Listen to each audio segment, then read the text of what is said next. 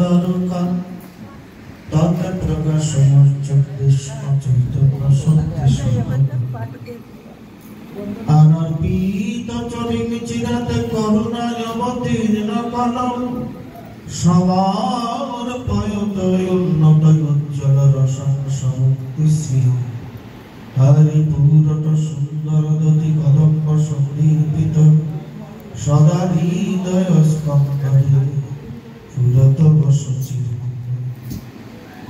অখণ্ড মঙ্গলকারণ ব্যক্তং যেন চরাচরম তৎপদং দর্শিতং যেন তস্मै শ্রী গুরবে নমঃ। অজ্ঞানতিমিরান্ধস্য জ্ঞানাঞ্জন শলাকয়া চক্ষুरुन्मीलितं येन तस्मै श्री गुरवे नमः। गुरु ब्रह्मा गुरु विष्णु गुरुदेव महेश्वर गुरुरेव परम ब्रह्म तस्मै श्री गुरवे नमः। हे कृष्ण करुणा सिंधु दीनबन्धु जगत्पते गोपेश गोपिका कांत राधा कांत नमस्तुते तप्त कांचन गौरांगी वृंदावनेश्वरी विश्वानुसुतं देवीतां नमामि हरिप्रिये गुरवे गुरुचन्द्राय राधिकाय तदलये कृष्णाय कृष्ण भक्त तद्भक्ताय नमः। वृंदावई तुलसी देवई प्रिया ओई केशव सज कृष्ण भक्ति प्रदे देवी सत्तावत्तई नमः। पश्चाकल्पतरुभ्यश्च कृपा सिन्धुभ्येव च पतितानां पावनेभ्यो वैष्णवेभ्यो नमो नमः। श्री कृष्ण चैतन्य प्रभु नित्यानंद श्री अद्वैत गदाधर श्रीवासादि गौर भक्तवृंद श्रीरूप सनातन भट्ट रघुनाथ श्री जीव गोपाल भट्ट दास रघुनाथ এই ছয় গোসাই করি চরণ বন্ধন যাহা হতে বিঘ্ন নাশে সর্বয়বিষ্ট পূরণ এই ছয় ব্রজবাসী দয়া চরণে শরণ নিলাম আমায় দেহ পদ সায় সকল বৈষ্ণব চরণ করি নমস্কার সবাকার চরণ ধুলি দেহ মস্তকে আমার যেখানে যে ভাবের আমি করেছি জয় অপরাধ কৃপা দৃষ্টি দিয়া মোরে তোমরা করো প্রসাদ ভাগবত কথায় আমি কিছু নাহি জানি তোমরা যাহা কহাও সে কহিবানি হৃদয়ে কর পীর জিহবায় কহাও বাণী কি কহি ভালো মন্দ আমি কিছু নাহি জানি হরির নাম নামৈব কেবল কলৌ নাস্তেব নাস্তে জগতির হরে কৃষ্ণ कृष्ण कृष्ण हरे हरे हरे राम राम राम हरे हरे हरे कृष्ण कृष्ण कृष्ण हरे हरे हरे राम राम राम हरे हरे। ओम भगवते वासुदेवाय नमः। ओम भगवते वासुदेवाय नमः। ओम भगवती वासुदेवाय नमः। प्रेम से बोलो राधे राधे।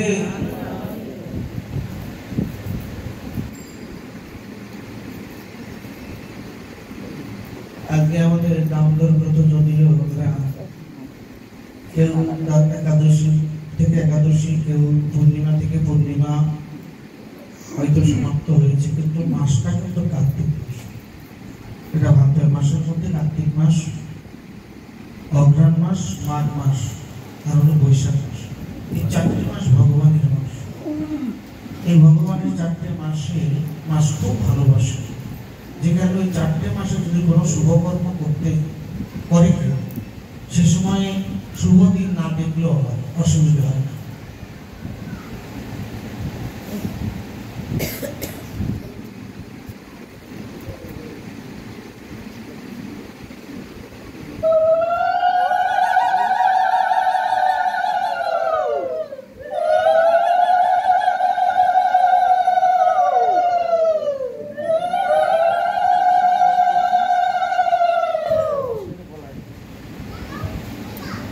হরে কৃষ্ণ। তাহলে মাসটা কি হচ্ছে? কার্তিক মাস, অগ্রহায়ণ মাস, হচ্ছে মাঘ মাস, এই 3টা মাস এবং বৈশাখ মাস। এই 3 মাসে যদি কোনো রকম শুভকর্ম কেউ করে, এই 3 মাসে তেমন একটা দিন দেখতে হয় না, কারণ 3টা মাস, 4টে মাস হচ্ছে ভগবানের মাস। তাহলে আমরা যদিও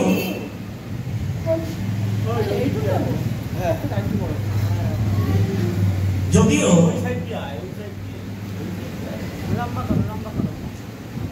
যদিও আমাদের ব্রত হয়তো শেষ হয়ে গেল, কিন্তু মাসটা কিন্তু কার্তিক মাসটা মাথায় রাখতে হবে। এটা ভগবানের মাস, এই মাস শুভ মাস। এই মাসে যত হরিকথা শোনা যাবে তত তার লাভ। এই মাসে যত দান করা যাবে তার লাভ, যত দান, যত সেবা দেওয়া যাবে তত তার পূর্ণ। তো আমরা বেশি বেশি করে এই মাসটা ভাগবত শ্রবণ করব, হরিনাম করব, সাধু সঙ্গ করব এবং সাধু গুরু বৈষ্ণবের চরণ ধুলি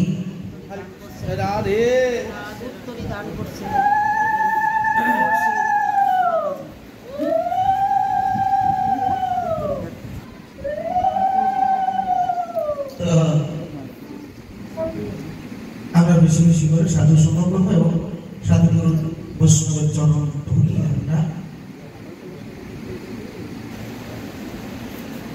সঞ্চয় করব এই মাসে। তো যদি এই ধুলা মাখা যায় তাহলে কি হয়? এই ধুলা যদি অঙ্গে মাখা যায়, যেমন আমরা কি করি, ঘরের মধ্যে যদি কোন রকমের ভাইরাস যদি ঘরে প্রবেশ করে বা ঘরে আছে আমরা জানি, তাহলে বিভিন্ন রকমের মেডিসিন আমরা ব্যবহার করি যাতে ভাইরাসটা চলে যায়। অনেকে রুম স্প্রে ব্যবহার করে, যেমন ঘরের মধ্যে দুর্গন্ধ হয়ে গেল বা কোন রকম একটা ভাইরাস মনে হলো, তো তাহলে কি হয়, ওই ভাইরাস গুলো চলে যায়, দুর্গন্ধ চলে যায় যদি এগুলো ঘরে দেওয়া যায়। তদ্রূপ যদি বৈষ্ণব, সাধুগুরু বৈষ্ণবের চরণ ধুলি যদি গায়ে মাখা যায়, তাহলে কিন্তু কি হয়, আমাদের দেহের যত রকমের ভাইরাস, এই ভাইরাস গুলো কিন্তু দূরে চলে যায়। এই জন্য আমাদের সবসময়ের জন্য সাধুগুরু বৈষ্ণবের চরণাশ্রয় থাকতে হবে, তাদের চরণ ধুলি অঙ্গে মাখাতে হবে, যদি আমাদের এই দেহের কলুষ দূর করতে হয়। তো আজকে আমরা একটা জায়গায় যাব, যেটা হচ্ছে কি, যেটা হচ্ছে গোবিন্দী নাম করলে বা এই ভক্ত সঙ্গ করলে কি হয়। আমরা কেন করবো ভক্ত সঙ্গ? এই ভক্ত সঙ্গ করলে কি হবে বা নাম করলে কি হবে?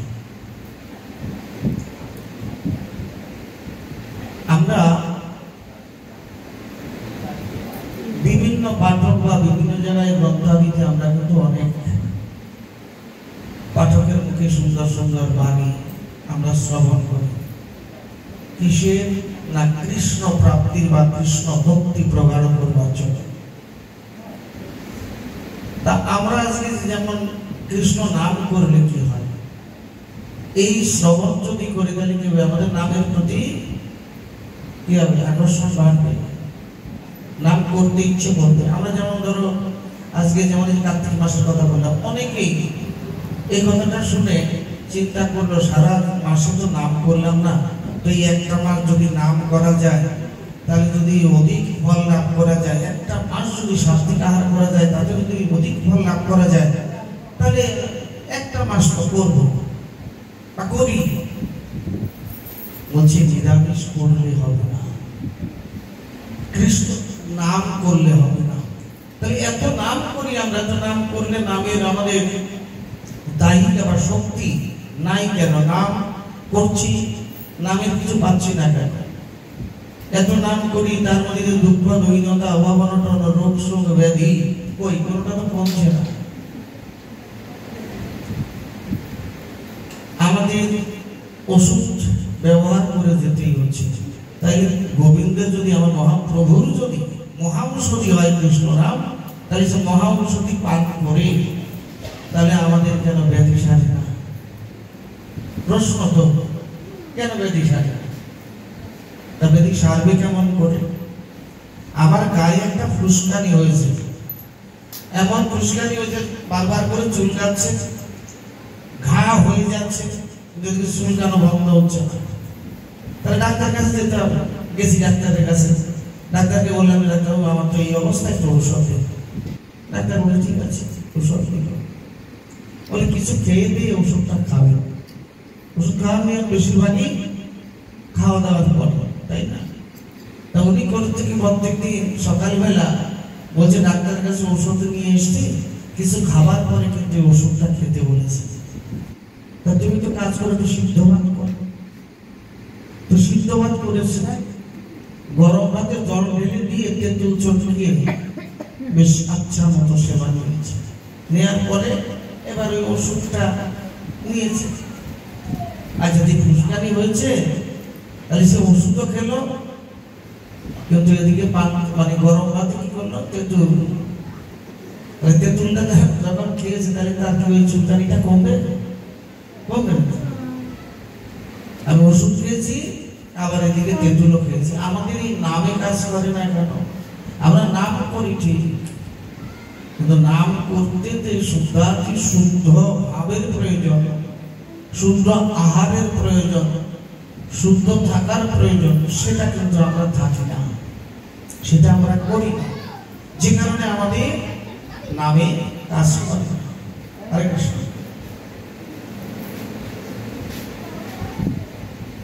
নামে কাজ করে না।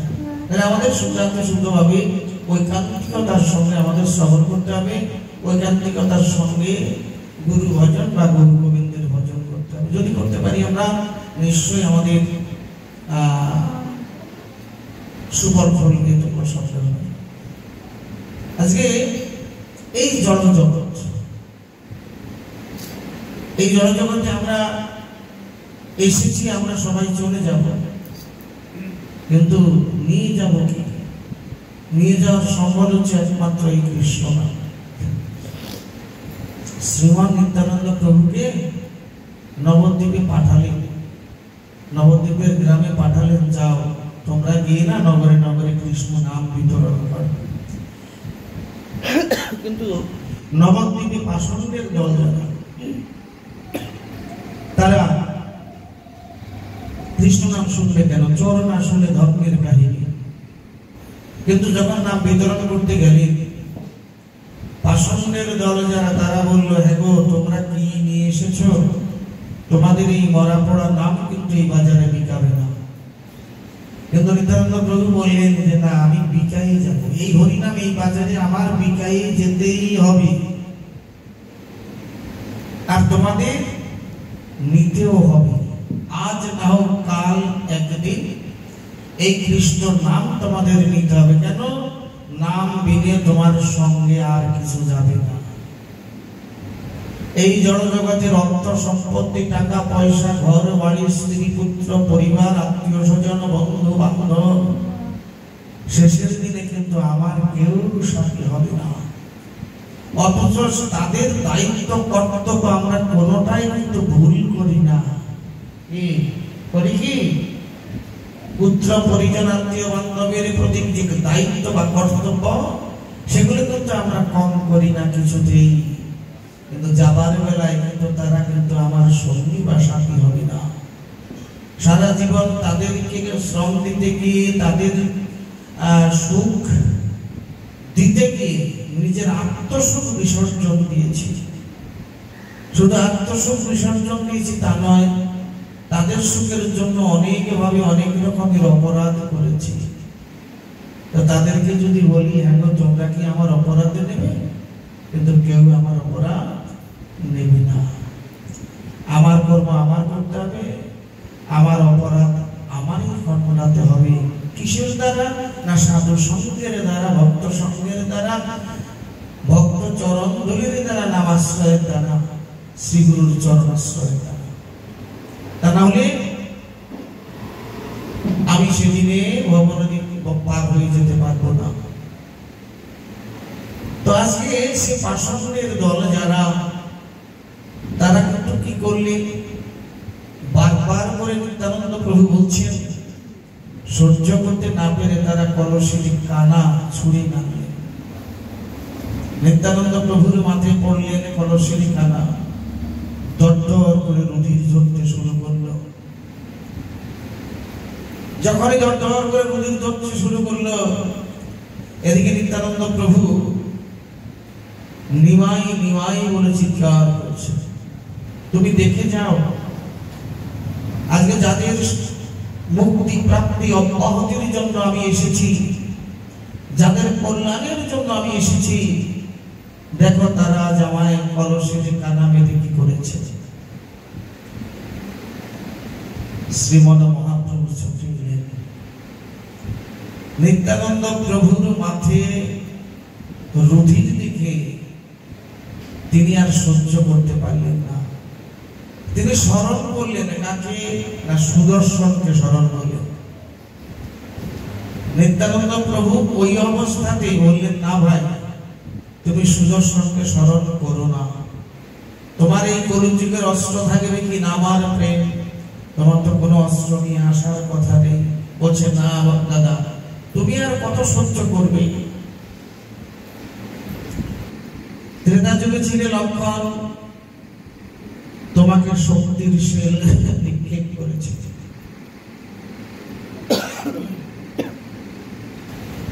তোমাকে শক্তির শেল দ্বারা বিদ্ধ করেছে, কত কষ্ট তুমি পেয়েছ। দাপর যুগে এসো বহু যুদ্ধ বিগ্রহ করেছ, কিন্তু এই কলিযুগে এসেছ এই জীব জগতের মঙ্গলের জন্য, তাদের কল্যাণের জন্য। তারা কিনা তোমাকে আঘাত করেছে। বলছে না ভাই, মেরেছে কলসের কানা, তাই বলে কি প্রেম দেব না? তারা কলসের কানা মেরেছে বলে আমি কি প্রেম দেব না? তাদের করুণা দেখে মাদাই বলছে, প্রভু তুমি ক্ষমা করো। নিত্যানন্দ প্রভুর চরণ জড়িয়ে ধরে নয়ন জলে ভেসে গেলেন মাদাই। যখনই ভেসে গেলেন, দৌড়ে এসে হরে কৃষ্ণ জগাই মাদাইকে জড়িয়ে ধরে বললেন, মাদাই যে কাজ করেছি আমরা অন্যায় করেছি। জগা বলে, মাধা ভাই চলো গিয়ে নাম গাই, তুই না গেলে আমি একা যাব। তুমি যা কাজ করেছো এই ক্ষমার যোগ্য, চলো আমরা দুইজনে দুবাহু তুলে কৃষ্ণ নাম করি, যদি নাম করলে যদি আমরা এই অপরাধ থেকে মুক্তি পাই। নিত্যানন্দ প্রভু আমার দয়ার ঠাকুর, তিনি বললেন, দেখো তোমরা নাম করো, নাম করলেই তোমাদের সমস্ত অপরাধ দূর হয়ে যাবে। তবে এইভাবে করলে হবে না। তাহলে কিভাবে করবো? তোমরা স্নান করে এসো, ওই যমুনা গঙ্গা থেকে তোমরা স্নান করে এসো। স্নান করে এলেন নিত্যানন্দ প্রভু, তাদের কর্ণে কৃষ্ণ নাম প্রদান করলেন। যখনই নাম দিয়েছে নিত্যানন্দ প্রভু, যখনই কর্ণে নাম দিয়েছে, দু বাহু তুলে নৃত্য করতে শুরু করেছে, কৃষ্ণ নাম করতে করতে এতটা নামে পাগল হয়ে গেলেন, বিভোর হয়ে গেলেন। যেদিন মহাপ্রভু সন্ন্যাস ধর্ম গ্রহণ করে নদিয়া ত্যাগ করলেন, নবদ্বীপে ছেড়ে চলে গেলেন, যখন জগাই মাদাই সংবাদে পেয়েছিল না জগাই মাদাই কলসি নিয়েছে, দড়ি নিয়েছে। বলে কেন? বলছে যে প্রভুর জন্য আজকে আমরা এই ভজনে এসেছি, যেই প্রভু আমাদের কৃপা করেছে, আর সে প্রভু নবদ্বীপে নেই, আমরা এই জীবনে রাখবো না। গলায় দড়ি বেঁধে, কলসিতে বেঁধে গঙ্গায় ডুবে মরে যাব। কারণ এই জীবন কেন রাখবো? যার জন্য আমরা এই জীবন পেয়েছি, সে যখন নবদ্বীপে নেই, তাহলে আমরা এই জীবন রাখবো না। তাই আমাদের কি করতে হবে? নামে পাষাণ গলে, এই নামে পাষাণ গলে যায়।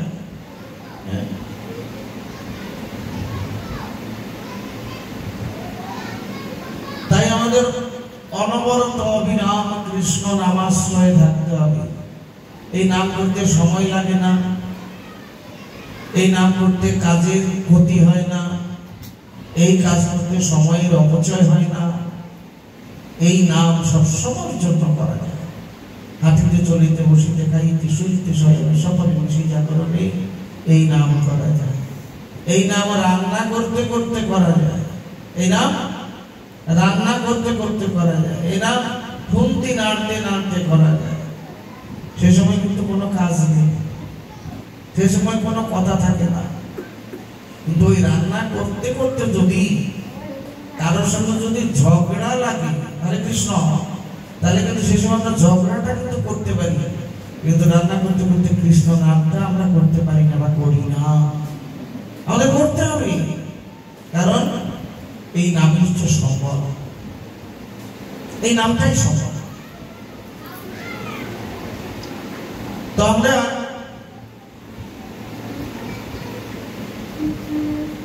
আমি বলেছিলাম যে নামে কি হয়। একদিন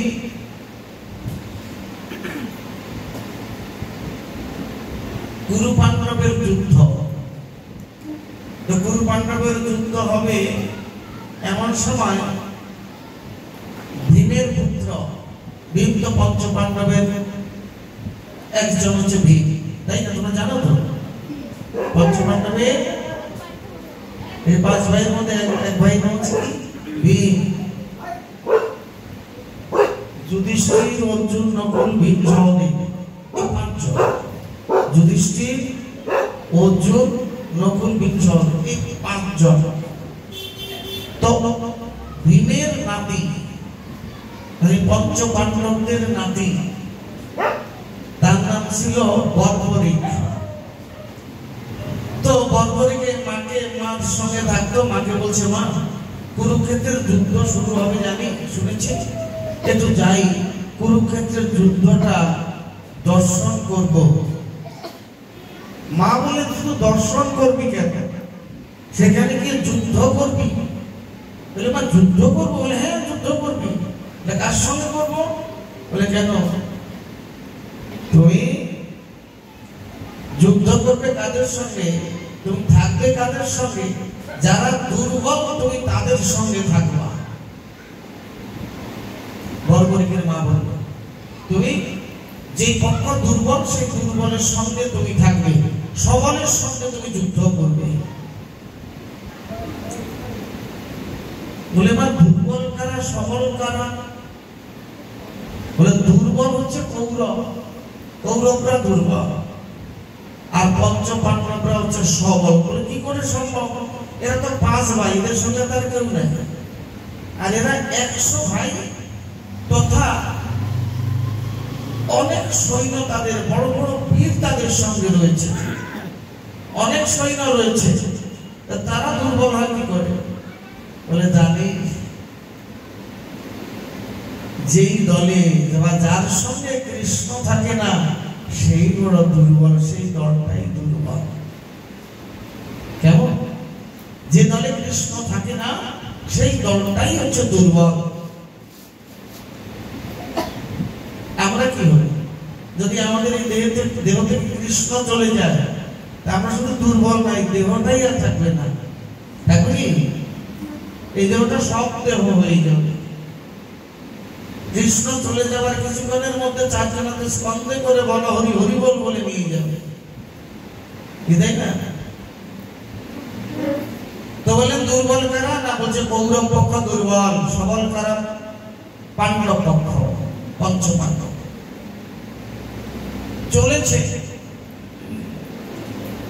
চলেছেন কিন্তু এদিকে কৃষ্ণ একখানা রথ নিয়ে চলেছে। তো বর্বরিক আসছে, কৃষ্ণ যাচ্ছে, মাঝ পথে দুইজনের দেখা। কার কার? কৃষ্ণ এবং বর্বরিকের সঙ্গে যখনই দেখা হয়েছে, তখন বর্বরিক দেখলো যে দূর থেকে কৃষ্ণ আসছে, দেখেই রথ থেকে নেমে গেল। আমরা কি করব? আমরা কি করি? যে দূর থেকে যদি দেখি যে আমার গুরুদেব আসছে, তখন আমি কি করব? সাইকেলে যদি যাচ্ছিলাম, বাইকে যদি যাচ্ছিলাম, দেখছি গুরুদেব আসছে, তাহলে আমার দেখা মাত্রই সাইকেল থেকে বা বাইক থেকে আমার নেমে যেতে হবে। নেমে গিয়ে তিনি তো আসছেন, আমার এগোতে হবে সামনের দিকে। এগিয়ে সামনে যখনই পড়বো তখনই তাকে প্রণাম করতে হবে। গুরু দেখা মাত্র প্রণাম করতে হবে। আজকে দেখবেন কৃষ্ণ যে একজন ভক্ত রথ থেকে নেমে আমার দিকে আসছে, দেখে কৃষ্ণ রথ থেকে নেমে গেলেন। এই জন্য বলছে, এই জন্য বলছে ভক্ত যদি দুপা সামনে এগোয় না, কৃষ্ণ তার 3 গুণ সামনে এগোয়। তুমি যদি 1 পা সামনে দাও, কৃষ্ণ 4 পা সামনে এগিয়ে আসবে, 3 পা এগিয়ে আসবে। তাহলে আজকে ভক্ত রথ থেকে নেমে হেঁটে আসছে দেখে কৃষ্ণ রথ থেকে নেমে গেল। হ্যাঁ, কৃষ্ণ রথ থেকে নেমে গিয়ে সামনে এগোতে শুরু করলেন। বললেন, তোমার নাম কি গো? বলে, আমার নাম হচ্ছে বর্বরিক। কৃষ্ণ কি জানে না সে কে? ও, তুমি বর্বরিক, তুমি ভীমের নাতি। বলে, হ্যাঁ। তো কোথায় যাচ্ছ? বলে, যাচ্ছি ওই যে কুরুক্ষেত্রে যুদ্ধ শুরু হবে শুনেছি, সেখানে যাব। তো সেখানে কি দেখতে যাবে? বলছে, না না, দেখতে যাবো কেন, যুদ্ধ করবো সেখানে। মা বলেছে সেখানে যুদ্ধ করতে। তাহলে যুদ্ধ যদি করবে, তাহলে কার সঙ্গে, কার পক্ষ হয়ে যুদ্ধ করবে? বলে, কেন? কৃষ্ণ মনে করেছে পঞ্চ পাণ্ডবের নাতি যখন পাণ্ডবদের সঙ্গেই থাকবে। বলে, কেন? আমি পাণ্ডবদের সঙ্গে থাকবো না, আমি কৌরবদের সঙ্গে হয়ে আমি যুদ্ধ করব। যখনই বললেন, বলে, কেন? বলছে, মায়ের আদেশ, আমার মা বলেছে। কি বলেছে? যে তুমি দুর্বলের পক্ষ নেবে, সবলের সঙ্গে তুমি যুদ্ধ করবে, এটা আমার মায়ের আদেশ। যখনই বললেন, কৃষ্ণ বললেন, তারা দুর্বল হয় কেমন করে? তারা তো 100 ভাই, তারপরে বহু বড় বড় বীর রয়েছে, বহু সৈন্য তাদের রয়েছে, আর এরা মাত্র পঞ্চ পাণ্ডব। এরা সবল, যারা হাজার হাজার সৈন্য রয়েছে, তারা দুর্বল হয় কেমন করে? বর্বরিক বললেন, প্রভু, তারা হাজার হাজার সৈন্য, লক্ষ লক্ষ সৈন্য আছে ঠিক, কিন্তু তুমি তো তাদের সঙ্গে নেই। হ্যাঁ, তুমি তো তাদের সঙ্গে নেই, তুমি আছো পঞ্চ পাণ্ডবদের সঙ্গে। তাই পঞ্চ পাণ্ডবরাই হচ্ছে সবল। যেখানে কৃষ্ণ নেই, সেখানে কোনো শক্তি নেই। কেমন? সেখানে কোনো শক্তি নেই। তাই আজ কি করলেন? কৃষ্ণ মনে মনে চিন্তা করে, এইখানে একজন যোদ্ধা, আমি তো পঞ্চ পাণ্ডবের রথের সারথি হয়ে রথের সামনে রজ্জু ধরে দাঁড়িয়ে থাকবো, কিন্তু বিপক্ষে থাকবে বর্বরিক। সে কেমন যোদ্ধা আমার তো দেখতে হয়। বলে, তুমি যুদ্ধ করবে? কই, তোমার তো অস্ত্র দেখছি না। বলে, অস্ত্র? আমার এমনি কোনো অস্ত্র নেই, আমার আছে নাম অস্ত্র। কি অস্ত্র? নাম। আমার মা বলেছে, মায়ের কথা খুব মানে শ্রদ্ধা করতেন, মায়ের কথা রক্ষা করতেন। আমার মা বলেছে, তুমি নাম অস্ত্রের দ্বারা তুমি যুদ্ধ করবে। কৃষ্ণ মনে মনে চিন্তা করে, তাহলে তাকে তো পরীক্ষা করা দরকার, কেমন যুদ্ধ করবে সে। যুদ্ধের ময়দানে গিয়ে যদি ভক্তের সঙ্গে হেরে যায় তাহলে তো বিপদ। তাহলে এখানে আমি একটু যাচাই করে নিই, পরীক্ষা করে নিই। আচ্ছা ঠিক আছে, তুমি যুদ্ধ করবে না অবশ্যই, তারা ঠিক আছে। দেখি যে সামনে না একটা নিম গাছ ছিল, একটা নিম গাছ। নিম গাছের ছোট ছোট পাতা, তো অসংখ্য পাতা গাছে হয়ে আছে। তো আচ্ছা তুমি তো না বসলে তারা যুদ্ধ করবে, তা তুমি একটা কাজ করো, তুমি দেখি যদি এই নিম গাছের যে পাতাগুলো রয়েছে প্রত্যেকটা পাতা যদি তুমি ছিদ্র করে দিতে পারো, তাহলে বুঝবো যে না তুমি যুদ্ধ করবে, তুমি পারবে যুদ্ধ করতে। ঠিক আছে, বর্বরিক চক্ষু মুদ্রিত করলেন, চোখটা বন্ধ করলেন। আমার গোবিন্দ কি করলেন, দু হাতে দুটো পাতা আর চরণে দুটো পাতা রাখলেন। যখন নামস্ত নিক্ষেপ করলেন, গাছের সমস্ত পাতা ছিদ্র হয়ে গেল। গোবিন্দকে বলছে, গোবিন্দ তুমি তো দেখো গাছের পাতা সব ছিদ্র হয়ে গেছে। তাকিয়ে দেখে সত্যি তো গাছের পাতা তো ছিদ্র হয়ে গেছে। বর্বরকে বললেন, তুমি সব ছিদ্র করলেও তুমি চারটে পাতা তুমি ছিদ্র করতে পারবে। কোনটা? যেটা হাতে আছে। হাতে যে পাতাটা আছে এই পাতাটা ছিদ্র করতে পারবে। বর্বরী বলছে, প্রভু তুমি খুলেই দেখো না, হাতটা মুখটা খুলে দেখো। খুলে দেখে যে ওই পাতা দুটো ছিদ্র হয়ে গেছে। বলছে তুমি আর দুটো পাতা ছিদ্র না দিয়ে তুমি ছিদ্র করতে পারবে। বলে কোন দুটো? বলে আমার চরণের নিচে রয়েছে। বলে তুমি তুলেই দেখো। যখনই ওই পাতা চরণ তুলেছে, দেখো ওই পাতা দুটো ছিদ্র হয়ে গেছে। মনে মনে চিন্তা করে, নাম অস্ত্রের দ্বারা সে কি করলো, সে সম্পূর্ণ পাতা ছিদ্র করে দিল। আমি আমার হাতে পাতা রেখে সেই পাতা রক্ষা করতে পারলাম না, তাহলে আমি ওই পঞ্চ পাণ্ডবকে, আমার ভক্তকে আমি রক্ষা করবো কেমন করে? আমি এখানে দুটো পাতা রক্ষা করতে পারলাম না, যুদ্ধের ময়দানে কি আমি আমার ভক্তকে আমি রক্ষা করবো কেমন করে? বলে ঠিক আছে, তাহলে এখানে যুদ্ধ শুরু হয়ে যায়। বর্বরিকের সঙ্গে গোবিন্দের সঙ্গে যুদ্ধ শুরু হয়ে গেল। যখন যুদ্ধ করছে, গোবিন্দ চিন্তা করছে আমি তো পারবো না, আমি পারবো না বর্বরিকের সঙ্গে। সুদর্শনকে স্মরণ করলেন, চক্র এসে তার মুন্ড ছেদন করলেন। যখনই ছেদন করেছে, বহু দূরে গিয়ে পড়েছে এই মাথাটা। চক্র দ্বারা কেটেছে তো মাথাটা, বহু দূরে গিয়ে পড়েছে। যখনই পড়েছে, সে মরা মাথা মানে কাটা মাথা, কাটা মাথা গড়াতে গড়াতে কৃষ্ণ কৃষ্ণ মানে কৃষ্ণ নাম করতে করতে গড়াতে গড়াতে আমার গোবিন্দের চরণে এসে পৌঁছেছে। যখন এসে পৌঁছেছে, বলছে বর্বরিক তুমি একটা বর প্রার্থনা করো, তুমি আজকে যা চাইবে আমি তোমাকে তাই দেবো। তোমার মতো একজন ভক্ত পৃথিবীতে বিরল, তাই তুমি বলো কি চাই। বলে গোবিন্দ তোমাকে যে একবার পেয়ে যায়, তোমাকে যে একবার পাই, এই জগতে তার আর কিছু চাওয়া পাওয়া থাকে না। এই যে আমরা যেমন আসি গোবিন্দের কৃপা লাভ করার জন্য, গোবিন্দকে দর্শন করার জন্য, যদি একবার দর্শন পেয়ে যাই, কি আর আসবো একবার যদি দর্শন পেয়ে যাই, তাহলে কিন্তু আমাদের এই যে আকর্ষণ না যাবো যাবো দেখবো, এটা আর থাকবে না। এটা আমরা পাই না বলে বা এটা আমাদের হয়নি বলে আমাদের কিন্তু এই আকর্ষণটা মনটা রয়েছে না। বৃহস্পতিবার ওই মন্দিরে যেতে হবে। হ্যাঁ, কদিন করে সকালবেলা এসছি, গোবিন্দকে দেখে গেছি না, বৃহস্পতি আবার যাই, গোবিন্দ তুমি কেমন আছো, তুমি ভালো আছো?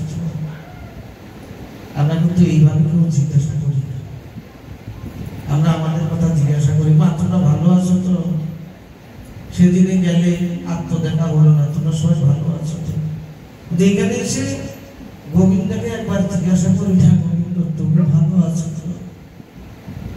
কারণ তুমি ভালো না থাকলে জীব জগৎ তো ভালো থাকবে না।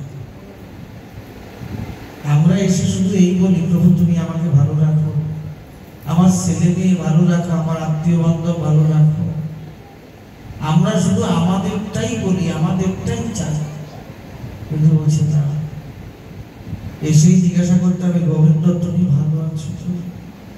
তুমি ভালো থাকো, তুমি ভালো থাকলেই আমরা ভালো থাকবো। বর্বরী বলছে, প্রভু তোমাকে যদি একবার কেউ পেয়ে যায়, তার এই জগতে আর চাওয়া পাওয়ার কিছু থাকে না প্রভু। তবুও বারবার করে বলছে, বর্বরী বলছে, প্রভু তুমি যখন এতই বলছো, তবে একটা জিনিস তোমার কাছে চাইবো। বলে হ্যাঁ চাও। বলে আমি তো ঘর থেকে বেরিয়েছি, বাড়ি থেকে বেরিয়েছি বহু আশা নিয়ে। কি আশা? না আমি যুদ্ধ করবো বলে এসেছিলাম, তো আমার তো যুদ্ধ করা হলো না, আমার মাঝপথেই শিরচ্ছেদ হয়ে গেল, আমার যুদ্ধ করা হলো না। তবে তুমি একটুখানি কৃপা করো, আমি যাতে কুরু পাণ্ডবের যুদ্ধ দর্শন করতে পারি, এটুকুনি কৃপা তুমি করো। গোবিন্দ বললেন তাই হবে। কি করলেন? যুদ্ধের ময়দানে একটা জায়গায় এক পাশে তার মাথাটাকে বসিয়ে দিলেন। সেখানে বসে বসে এই যুদ্ধ দর্শন করলেন। যুদ্ধ শেষে জিজ্ঞাসা করেছিলেন, আচ্ছা আপনারা তো যুদ্ধ সবাই দেখেছো, একটা কথা বলো। বলে কি? এই যুদ্ধ কে করেছিল? এই যে এত বড় যুদ্ধ, হাজার হাজার লক্ষ লক্ষ সৈন্য নিহত হলো, মারা গেল, তাই এই যুদ্ধটা কে করেছিল? কেউ বলছে অর্জুন করেছে, কেউ বলছে অর্জুন করেছে, কেউ বলছে পঞ্চ পাণ্ডব করেছে। বিভিন্ন ভাবে কথা বলছে। কিন্তু বর্বরীকে জিজ্ঞাসা করেন, আচ্ছা বর্বরী তুমি কোন যুদ্ধ করেছো?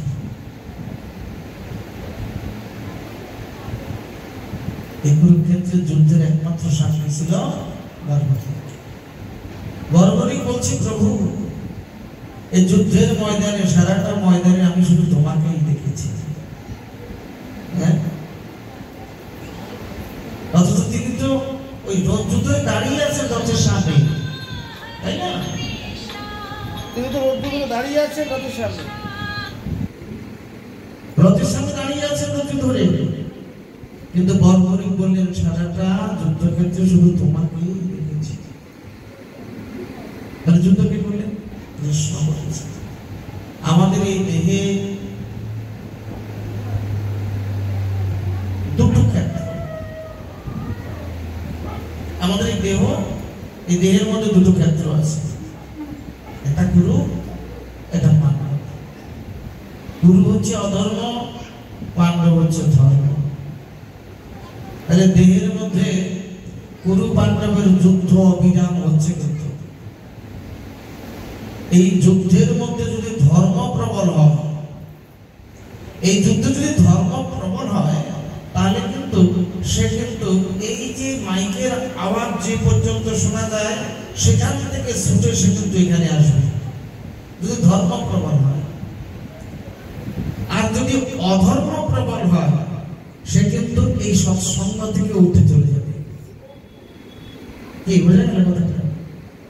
যদি অধর্ম প্রবল হয় কারো দেহে, তাহলে এখান থেকে উঠে চলে যাবে। আর যদি ধর্ম প্রবল হয়, যতদূর শোনা যাবে এই মাইকটা, সেই মাইকের শব্দ শুনেই সে কিন্তু এই সৎসঙ্গে চলে আসবে, কারণ তার যে ধর্ম প্রবল।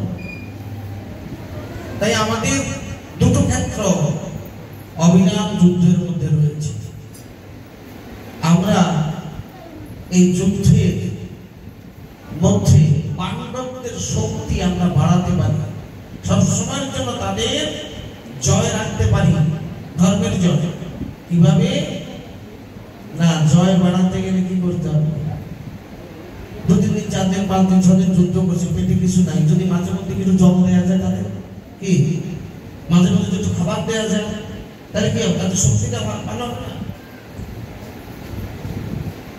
তাহলে এটা কারা পাবে না? সত্য সততা যাদের আছে তারা পাবে।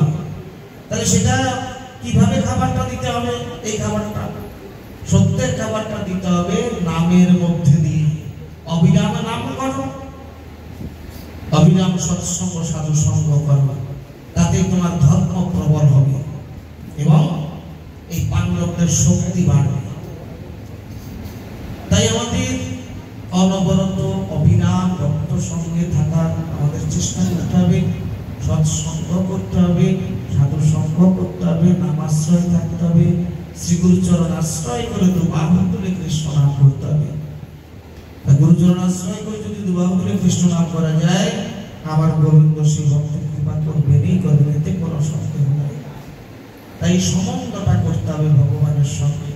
সম্বন্ধ লইয়া ভজে তারে কৃষ্ণ নাহি তেজে, আর সব মরে কারণ। সম্বন্ধ ভগবানের সঙ্গে রাখতে হবে। সম্বন্ধ না রাখলে শেষের দিনে তার চরন্তর নিতে পার হয়ে যাওয়া যাবে না। যেমন আমরা এই তো সাধুর সঙ্গে এলাম, সৎসঙ্গে এলাম, যতক্ষণ থাকলাম, বাড়ি গেলাম, পরে বা এখান থেকে বেরোবার পরে আর তার কথা মনে থাকলো না। বলছে না, এই যে শুনতে এসেছি, এখান থেকে বেরিয়েও কিন্তু গুনগুন করতে করতে, নাম করতে করতে ঘরে যাব। সেখানে গিয়ে যে কর্মই করি না কেন, প্রয়োজনীয় কথা ছাড়া বাকি সময় আমরা শুধু নাম করে যাব। তাতে আমার এই দেহের উদ্ধার হবে, আত্মার উদ্ধার হবে, তা না হলে নয়।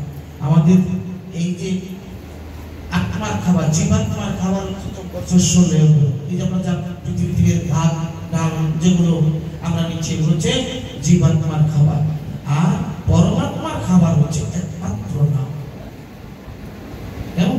পরমাত্মার খাবার হচ্ছে একমাত্র নাম। তাই আমাদের নাম আশ্রয়ে থাকতে হবে। নাম আশ্রয়ে থাকলে গোবিন্দ আমার সঙ্গে থাকবেন সবসময়। যেখানে নাম সেখানেই কৃষ্ণ। কারণ মম ভক্ত যত্র গায়ত্রী তত্র তিষ্ঠামি হে নাথ। আমার ভক্ত যেখানে আমার গুণকীর্তন করে, আমি সেখানেই থাকি। তা আমার যদি সবসময় যদি আমি নাম করতে পারি, তাহলে কিন্তু আমার গোবিন্দ সবসময়ের জন্য আমার কাছে থাকবেন, নামের কাছে থাকবেন। এই কথাটা কে বলেছিল জানো? একদিন যখন এই গুরু পাণ্ডবের যুদ্ধ শেষ হয়ে যায়, তখন সবাইকে বরদান করলেন কৃষ্ণ। কুন্তী দেবী কৃষ্ণের পিসিকে বললো, পিসি সবাই বর চেয়ে নিল, তা তুমি কি নেবে না কিছু? বলে হ্যাঁ নেব তো, কেন নেবো না? তুই বর থেকে আমি নেবো না, এটা হয়। বলে হ্যাঁ পিসি তুমি চেয়ে নাও, আমি নিলাম। আমি তো বৃন্দাবন থেকে চলে যাব, আমি তো দ্বারকায় চলে যাব। তুমি তো রাজমাতা কুন্তী, তোমার এখন কোনো কিছুর আর অভাব নেই। যাই তবু তুমি তোমার মতো করে তুমি বর প্রার্থনা করবা। বলে কৃষ্ণ তুমি চলে যাবি? বলে হ্যাঁ পিসি চলে যাব। আর কত, সবাইকে কৃপা করলাম, তুমি বর চাও, তোমাকেও কৃপা করে আমি চলে যাব। মাতা কুন্তী খুব দুঃখের সঙ্গে বলছে, কৃষ্ণ বর যদি দিতে হয় এই বর দাও। কি কোন বর? তোমার বর যদি দিতে হয় এই বর দাও। কি বর? বলে কি বর দেবো পিসি? বলে তুমি আমার দুঃখের দিনগুলো ফিরিয়ে দাও, আমার আগের দিনগুলো তুমি ফিরিয়ে দাও। বলে কেন পিসি? সবাই তো এই জগতে সুখ চায়, তুমি দুঃখ চাইছো। বলে জানিস কৃষ্ণ, যখন আমি দুঃখে ছিলাম, যখন আমি বনবাসে ছিলাম, যখন আমি অজ্ঞাতবাসে ছিলাম, অনাহারে ছিলাম, সে সময় কিন্তু কৃষ্ণ আমার সঙ্গে ছিল। যখন আমি অনিদ্রায় অনাহারে ছিলাম, যখন বনবাসে ছিলাম, তখন কৃষ্ণ আমার সঙ্গে ছিল। কিন্তু আজকে আমি রাজমাতা হয়েছি, আমার কোনো কিছুর অভাব নেই, আমি সমস্ত কিছু পেয়েছি, কিন্তু আজকে কৃষ্ণ আমাদের সঙ্গে থাকবে না। কৃষ্ণ আমি চাই না এমন সুখ, যেই সুখের মাঝে কৃষ্ণ থাকবে না, আমি এমন সুখ চাই। যে কারণে মহাজন যারা, সাধুজন যারা, তারা বলে যে কথার মাঝে তব কথা নাই, সে কথা তুমি আমায় শোনাইও না। যে কথার মাঝে কৃষ্ণ কথা থাকবে না সেই কথা আমরা কেউ শুনব না। কেমন? তাই আমাদের অবিরাম অনবরত সৎসঙ্গ সাধুসঙ্গের মধ্যে দিয়ে বাকি যে কটা দিন রয়েছে, যে কতদিন থাকবো তো জানি না, আমরা বাকি সময়টুকু যেন আমরা হরি নামের মধ্যে দিয়ে আমরা কাটিয়ে দিতে পারি। হরি নাম আভাসী জীবের মুক্তি, হরি নাম ব্রহ্ম সনাতন, হরি নামে ভাসিয়ে দাও বাকি জীবন। যেটুকুন আছে আমরা এইটুকুন জীবন যেন আমরা হরি নামের মধ্যে দিয়ে যেন কাটিয়ে দিতে পারি, এইটুকুন আমার গৌর গোবিন্দের চরণে প্রার্থনা। প্রেম প্রেম সে বলো রাধে রাধে।